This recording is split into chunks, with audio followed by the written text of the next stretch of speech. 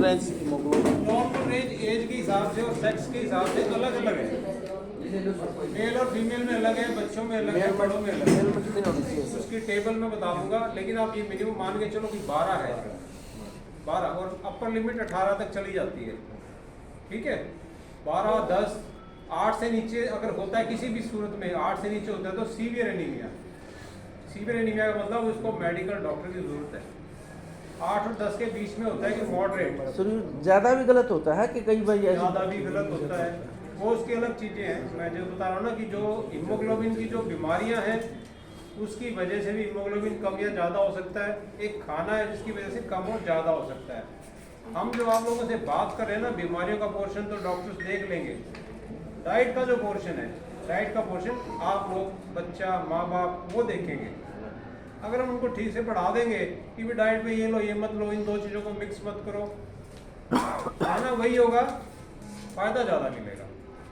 ठीक है, तो मैं वापस पीछे आ रहा हूँ। जब आरबीसी में अच्छा हीमोग्लोबिन नहीं होगा तो उसकी ऑक्सीजन कैरिंग कैपेसिटी घट जाएगी। ऑक्सीजन कैरिंग कैपेसिटी घट जाएगी तो हमारे शरीर के सभी हिस्सों को भरपूर ऑक्सीजन नहीं मिलेगी। जल्दी सांस चढ़ना, पूरी ऊर्जा से काम ना कर पाना। देखने में शरीर दो जनों के एक जैसे, एक का हीमोग्लोबिन पूरा है, एक का हीमोग्लोबिन कम है, जिसका कम है वो जल्दी थक जाएगा, प्रॉपर पावर से काम नहीं कर पाएगा, पूरी कंसंट्रेशन से पढ़ नहीं पाएगा। क्योंकि ब्रेन को क्या चाहिए? ग्लूकोज और ऑक्सीजन। ब्रेन को तो कुछ चाहिए ही नहीं, लेकिन उसको ऑक्सीजन ही नहीं मिल रही। खाना आपने दे दिया, ग्लूकोज मिल गया, लेकिन ऑक्सीजन नहीं पहुंची ब्रेन में, तो थोड़ी देर में ही वो थक जाएगा, क्योंकि उसकी ऑक्सीजन कैरिंग कैपेसिटी उसको कॉप नहीं कर रही, हीमोग्लोबिन पूरा नहीं है। छोटी छोटी चीज़ें हैं जो कि फ्यूचर में उसकी सेहत पे और उसके भविष्य के उसके ऊपर इम्पैक्ट डालेंगी। नंबर पूरे नहीं आएंगे, पीछे रहेगा क्लास में, फिर आगे भविष्य में पीछे रहेगा, तो उसका जो अल्टीमेट जो गोल है ना भविष्य का, वो प्रभावित होता है। बात छोटी सी है जहाँ से हम शुरू किए। अब इसी चीज़ की जो इंटरवेंशन थी, जो गवर्नमेंट ने, सेंट्रल गवर्नमेंट ने प्रोग्राम चलाया था अनीमिया मुक्त भारत। अनीमिया मुक्त भारत को फिर हरियाणा ने भी ले लिया, अनीमिया मुक्त हरियाणा, बिल्कुल एज इट इज़ वही प्रोग्राम। उसके अंदर 6 स्ट्रेटजीज़ हैं, 6 टारगेट हैं हमारे, 6 इंटरवेंशंस हैं। तो उसमें बेसिकली एक स्ट्रेटजी ये आती है एनडीडी, नेशनल डिवॉर्मिंग डे, कि हम एक बार 19 साल तक के जितने भी बच्चे हैं हमारे पास और 24 साल तक की माताएं या हमारी बेटियां या बहनें जो कि मैरिड हों, कोई बात नहीं, सिर्फ गर्भवती ना हो या वो बच्चों को दूध ना पिला रही हो 6 महीने तक, उनको छोड़ के 24 साल तक तो सभी औरतें और 19 साल तक सभी बच्चे और बच्चियां, उन सबको साल में 2 बार एल्बेंडाजोल टैबलेट हम देंगे। 0 से 1 साल तक नहीं देंगे। ठीक है, तो 1 साल तक एल्बेंडाजोल नहीं देनी, 1 साल से छोटों को, 1 साल से बड़ों को देनी है। उसकी डोज अलग अलग है, उसके बारे में भी बात करेंगे कि कितनी डोज देनी है और कैसे देनी है। ठीक है, अब एल्बेंडाजोल क्या कहती है? एल्बेंडाजोल क्या चीज़ है? पेट के कीड़े मारने, ये एंटी हिलमिंथ मेडिसिन है। एंटी हिलमिंथ का मतलब ये है जो हिलमिंथ कीड़े, वर्मी जो होते हैं, कर्मी, सॉरी ठीक है आप, तो जो कृमि है, कृमि जो हमारे उसमें कौन से आते हैं? 2 हिलमिंथ्स में 2 आते हैं। जैसे कि आप सुना होगा कि जो जून जिसको बोलते हैं देसी भाषा में, कि जून होगी पेट में कीड़े हो गए, पेट में चूर्णे हो गए, या रात को बच्चा दांत किटकिटाता है, जो इस तरह की जो आम भाषा में समझ में आता है कि हाँ ये समस्या तो है सभी में, किसी न किसी उम्र में किसी न किसी को होती है। और ये फैलता कैसे है? 2-3 चीज़ों के बारे में बात करेंगे, ये फैलता कैसे है, इसको रोका कैसे जाए।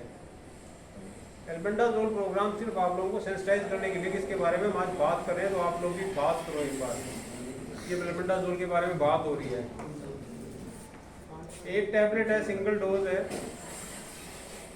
400 मिलीग्राम, चबा के खाने की है। खाने के बाद चबा के खा लो, कोई परहेज नहीं है, कोई ऐसी कोई दिक्कत नहीं है। और जो छोटे बच्चे हैं 1 से 2 साल तक के, उनकी आधी डोज है, 1 से 2 के बीच में आधी टैबलेट 200 मिलीग्राम। बच्चे चबा नहीं सकते तो उनको पीस के देनी है। ठीक है, तो हमारी कोशिश ये होती है कि 1 से 2 के बीच में तो पीस के देनी है। और जो 5 साल से छोटे हैं, 2 से 5 साल तक के हैं उनको भी आप समझाओगे शायद समझ ना पाए, उनको भी पीस के देना चाहिए साबुत टैबलेट हो, ठीक है। 5 साल तक वो बच्चा समझ जाता है, वो उसको बोलोगे कि चबा ले और ये पानी पी ले, वो चबा के खा लेता है। अच्छा टेस्ट है, वनीला फ्लेवर की, उससे पहले ऑरेंज फ्लेवर आई थी, उससे पहले लेमन फ्लेवर की थी, तो बच्चों को अच्छा लगता है, वो चबा के खा सकते हैं। और जब हम बच्चों को बांटते हैं तो एक टैबलेट हम भी खाते हैं दिखाने के लिए कि सेफ है, तो आप लोग भी स्कूल में हो तो अपने आप भी डिवॉर्मिंग कर सकते हो। अब ये जो वॉर्म्स हैं हिलमिन्स ग्रुप के, जैसे राउंड वॉर्म है, टेप वॉर्म है, हुक वॉर्म है, ये अलग अलग बहुत सारी प्रजातियां हैं जो कि हमारे साथ जीवन शेयर कर रही हैं। और उनकी पैरासाइट क्यों है? क्योंकि जब हमारे अंदर जाते हैं तो हमारा खाना जो हम खा रहे हैं उसी को वो खाते हैं, तो वो हमारे पैरासाइट है।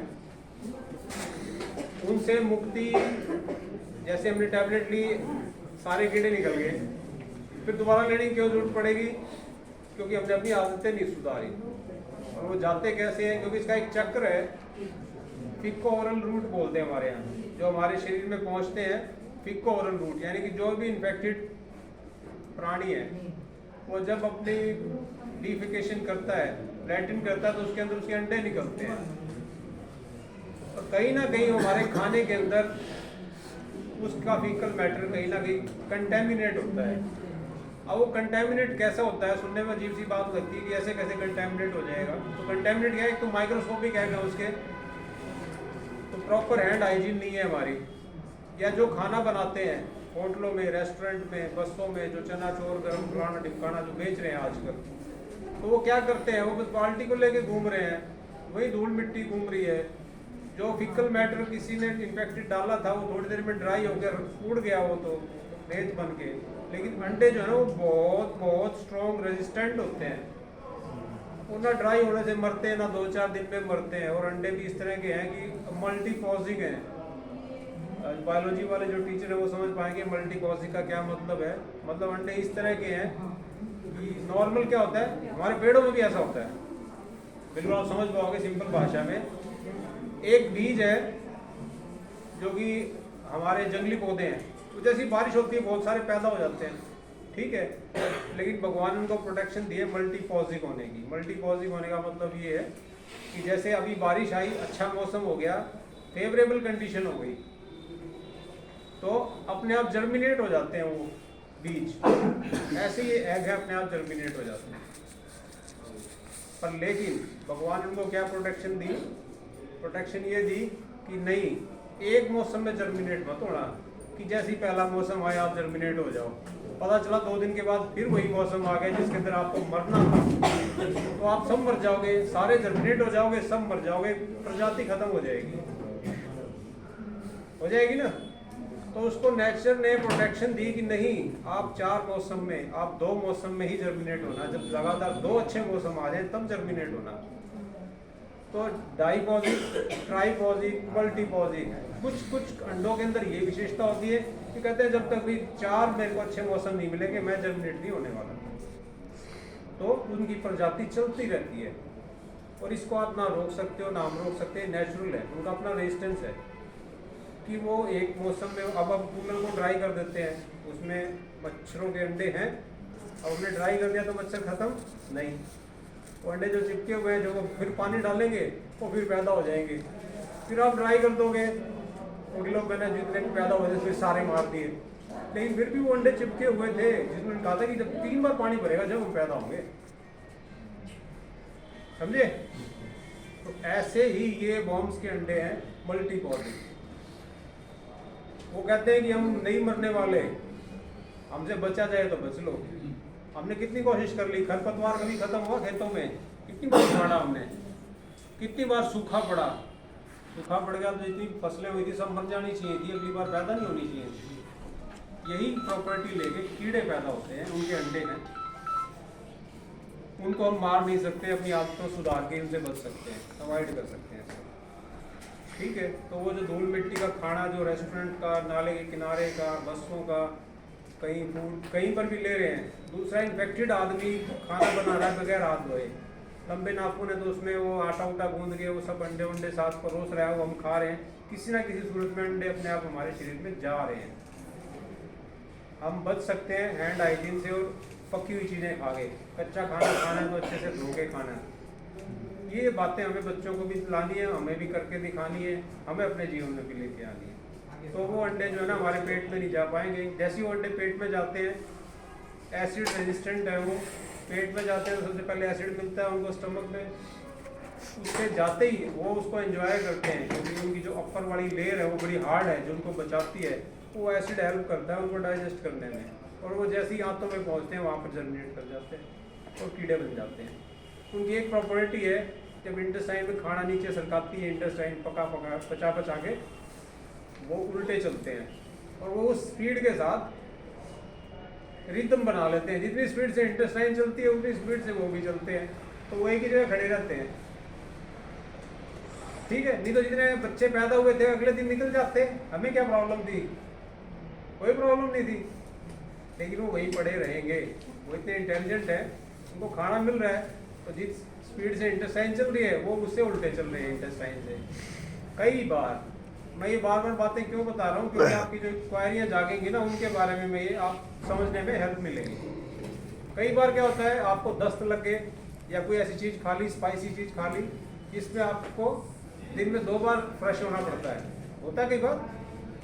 अगर बच्चे के पेट में कीड़े हैं, वो ऐसी चीज़ें खाता है, तब वो लैट्रिन में कीड़े निकलते हैं। तब आपको लगता है अरे बच्चे की तो जून निकली आज। नॉर्मल नहीं निकलेगी, नॉर्मल तो सिर्फ अंडे निकलेंगे। और ऐसे ही अगर कहीं कोई ऐसी चीज़ खा रहा है वो जिसमें इंटेस्टाइन तो स्लो हो गई, कीड़ों ने अपनी स्पीड वही रखी, तो वो जब उल्टी करता है, उल्टी में भी कीड़ा निकल जाता है।